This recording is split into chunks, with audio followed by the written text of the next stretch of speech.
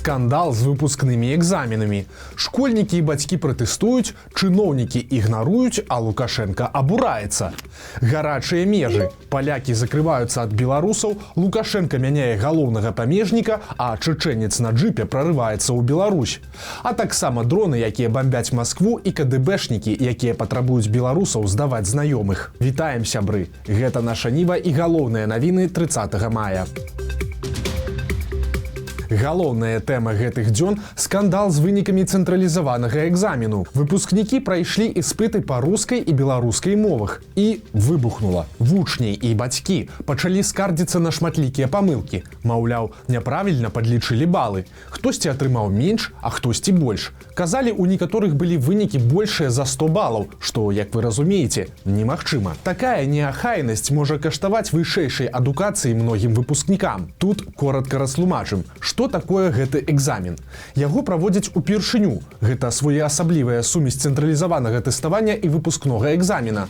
Здаюць яго 11-класнікі і ўсяго па 2 прадметах – руская альбо беларуская мовы і профільны прадмет на выбар. Напрыклад, ці матэматыка, ці замежная мова, ці біялогія, ну і гэтак далей. Нюанс у тым, што падлік вынікаў гэтага экзамену зрабілі складаным і не да канца зразумелым.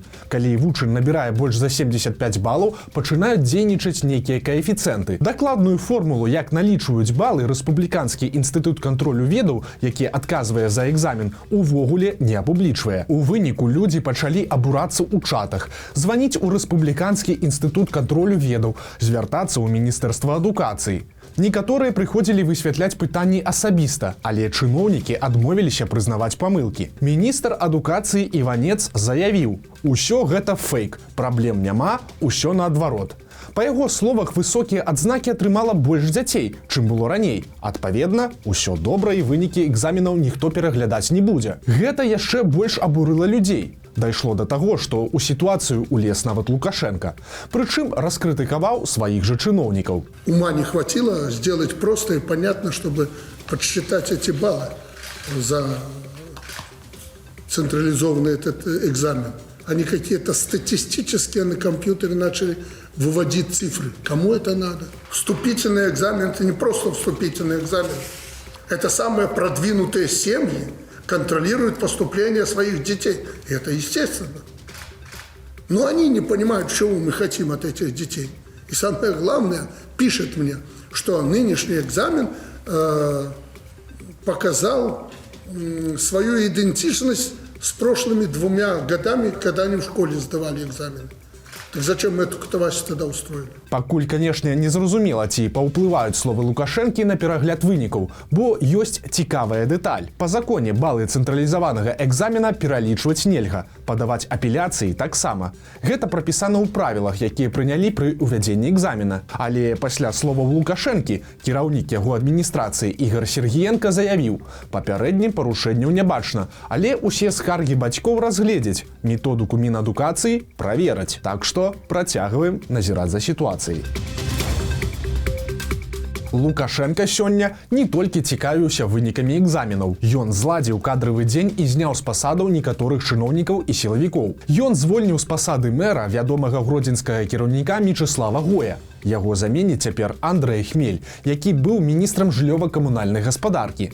Цяпер Хмеля знялі з міністэрскай пасады і адправілі кіраваць Гродна. Але выглядае, што гэта не паніжэнне, а хутчэй наадварот. Бо сам Лукашенко адзначыў 2 моманты. Па-першае, ён нагаварыў Хмелю кампліментаў. Маўляў, калі пакажа сябе добра, то гэта будзе не апошняя яго пасада. А па-другое, падобна пра новага мэра прасіў Лукашэнку асабіста кіраўнік Гродзенскай вобласці Каранік. І да яго прыслухаліся. Таксама прызначылі некалькі новых кіраўнікоў у райвыканкамах. Але галоўнае, Лукашенко зняў з пасады кіраўніка памежнага камітэта ЛАПО. Цяпер галоўным на мяжы стане Константин Моластаў. Гэта 53-гадовы ураджэнец Расіі. Там жа ён скончыў памежную акадэмію ФСБ. Моластаў кіраваў гродзенскімі памежнікамі ў 21 годзе. Якраз тады, калі беларускія ўлады зладзілі на межах з Еўропай сапраўдны крызіс, адпраўляючы мігрантаў на Польшчу і Літву. Выглядае, у тым ліку гэтым Моластаў і заслужыў павышэнне. Яго папярэднік ЛАПО звольнены ў запас, але Лукашенко фактычна адкрытым тэкстам даў загад падшукаць таму нейкую новую працу. ЛАПО не чужой человек, очень грамотный, толковый, прошедший немало и в погранвойсках, ну, настоящий военный человек. Надо посмотреть. Отдохнет немножко и на службу.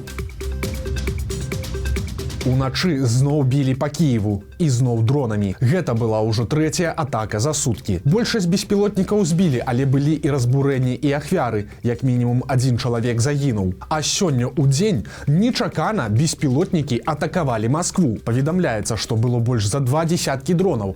Некаторыя упалі, зачапіўшыся за правады і дрэвы. Іншыя збіла супрацьпаветраная абарона. Але ж некаторыя падалі проста на Рублёўку, раён так званай расійскай эліты. А адзін беспілотнік упаў у 3 кіламетрах ад пуцінскай рэзідэнцыі ў Новаагарове. Асаблівай шкоды дроны не нанеслі, таму выглядае, што гэта была хутчэй псіхалагічная атака, каб паказаць, што пры жаданні можна дацягнуць і да Масквы. Расіяне ўжо абвінавацілі ва ўдарах украінцаў, але дарадца офіса Зяленскага Міхаіл Падаляк заявіў, што прамога дачынення да ўдараў Украіна не мае. Сёння раніцай чорны джип BMW спрабаваў прарвацца ў Беларусь з Польшчы на памежным пераходзе Тэрасполь-Брэст. Машына была на шведскіх нумарах. У ёй грамадзянін Расіі разам з жонкай і 3 дзецьмі. Мужчыну апісваюць як выхадца з Чачні. На памежным кантролі з польскага боку кіроўца рэзка даў газу, пратараніў шлагбаумы і, праехаўшы праз ахоўныя шыпы, паехаў у бок Беларусі. Праўда, спыніўся на мосце, бо шыпы прадзіравалі колы. У выніку яго жонка і дзеці змаглі дабегчы да беларускага боку, а кіроўцу затрымалі палякі. На яго завялі крыміналку. Прычыны яго дзеянняў высвятляюцца. Папярэдняя версія такая. Мужчына хацеў любым спосабам вывесці з тэрыторыі Еўрасаюза дзяцей. У 2 яго дзяцей былі шведскія дакументы, і на іх вываз са Швецыі накладзеная забарона. Прычыны забароны пакуль невядомыя.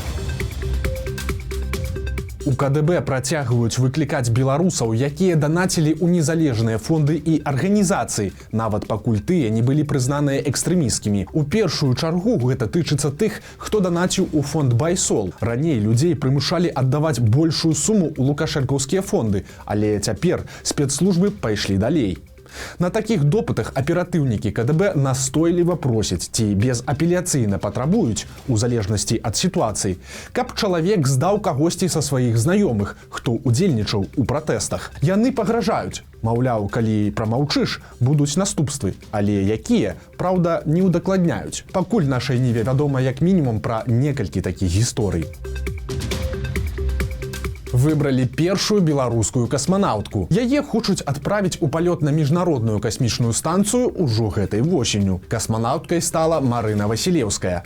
Ёй 32 гады. Апошнія 6 жанчына працуе сцюардэсай у Белавіа. Да таго прафесійна займалася бальнымі танцамі. Дублёрам Васілеўскай прызначылі дзіцячага хірурга Анастасію Лянкову. Агулам за пуцёўку ў космас змагаліся 6 маладых жанчын. Іх трэніравалі і правяралі ў расійскім цэнтры падрыхтоўкі касманаўтаў у Зорным гарадку.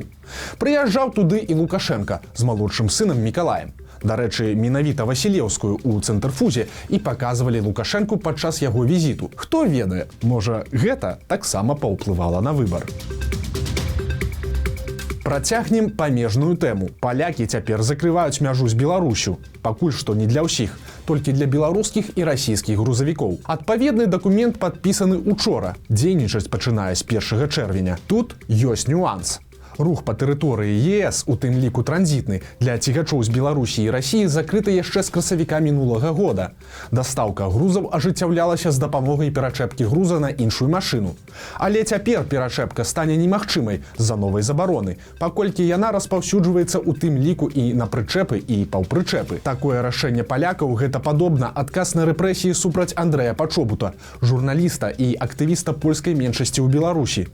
Пачобут асуджаны на 8 гадоў колоній. Цяпер суд разгледзеў яго апеляцыю і пакінуў вырак без зменаў. Пасля гэтага Польшча адразу прыняла рашэнне пра новыя забароны на мяжы. Акрамя таго, палякі ўвялі персанальныя санкцыі супраць 365 лукашэнкаўцаў і 20 арганізацый. У спісе дэпутаты, прапагандысты, суддзі і нават спартсмены.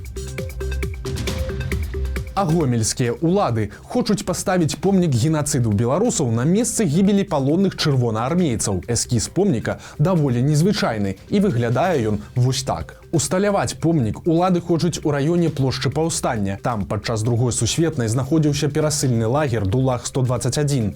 Там праз жахлівыя умовы загінулі каля 120 тысяч ваеннапалонных з усяго СССР. Вось такія навіны. Подписывайтеся, ставьте лайки альбо дизлайки и выказывайте свои заўвагі ў каментарах. И, конечно, читайте нашу Ниву, глядите нашу Ниву и любите Беларусь. До сустрэчы завтра.